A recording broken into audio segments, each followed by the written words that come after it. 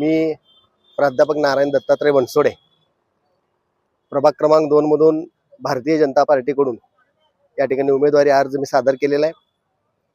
आमदार, माजी पालकमंत्री आणि विद्यमान आमदार विजयकुमार देशमुख मालक यांच्या नेतृत्वाखाली, त्याचबरोबर सोलापूर शहराचे अध्यक्षा रोहिणीताई तडवळकर यांच्या नेतृत्वाखाली या ठिकाणी आज आम्ही अर्ज सादर केलेला आहे।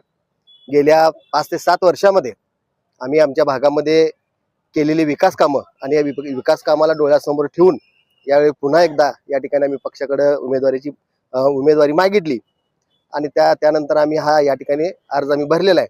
आम्हाला या ठिकाणी निश्चित विश्वास आहे की या ठिकाणी भारतीय जनता पार्टीचे या प्रभागात असणारे चारही नगरसेवक मोठ्या मतानं या ठिकाणी निवडून येतील असा आशावाद या ठिकाणी आम्हाला या ठिकाणी आहे।